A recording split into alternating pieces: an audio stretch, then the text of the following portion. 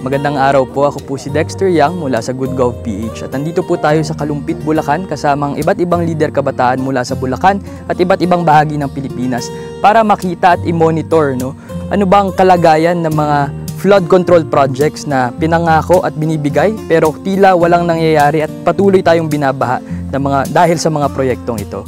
May mga na-visit kami, family namatayan kasi leptospirosis. Mamaya, Bata, dengue, matay.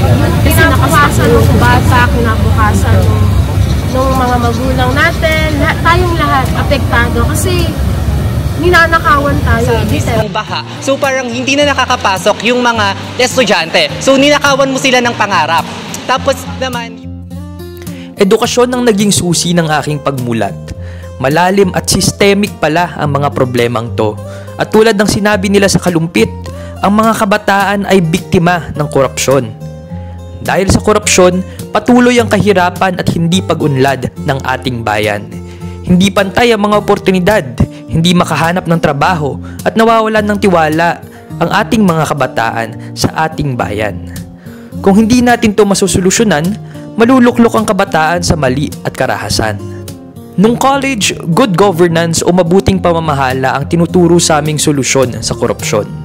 Pamamahalang pangkapwa, tapat, may dangal at may paninindigan. Kung apektado ang kabataan ng problemang to, dapat bahagi din tayo ng solusyon. Kaya noong 2019, binuo namin ang GoodGov PH bilang isang komunidad na naniniwala na kabataan mismo ang dapat magkampiyon ng mabuting pamamahala. Ngayon, ginagawa namin ito sa pamamagitan ng 4 na paraan. Una, community building. Gusto nating mas dumami ang mga kabataang nagkakampyon ng mabuting pamamahala.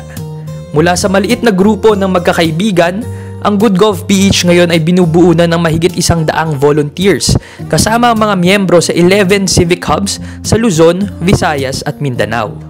Ang aming Youth Fellowship Program naman ay patuloy na sumusuporta sa leadership development na mahigit 25 na leader kabataan taon-taon. Pangalawa, civic engagement.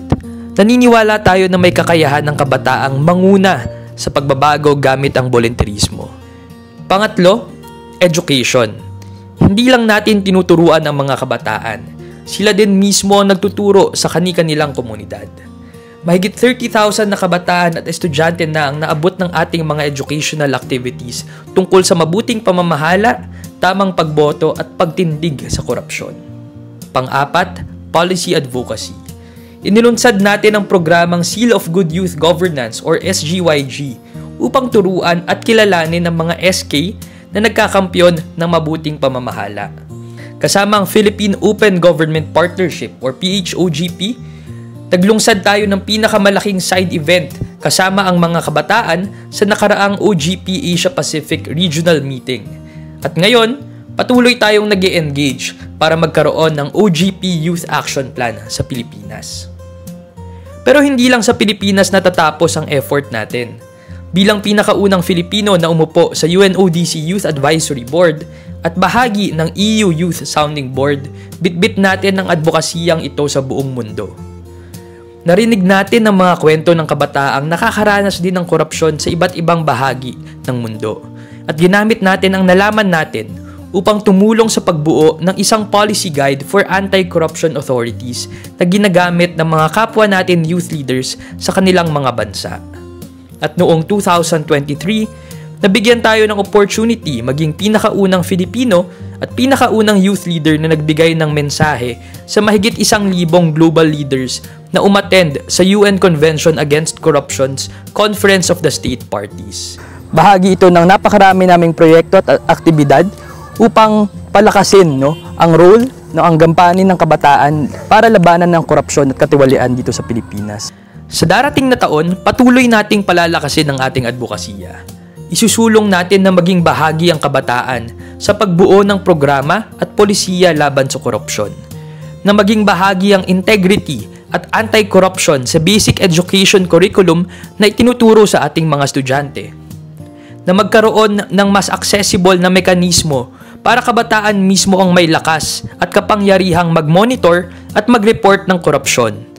at mas suportahan pa at mas maparami pa ang mga kabataang titindig kasama natin. Sa tulong ninyo at kasama ang Good Gov PH, maging sandigan tayo laban sa korupsyon at katiwalian. Sama-sama, simulan natin ang mabuting pamamahala para sa bayan. Maraming salamat po.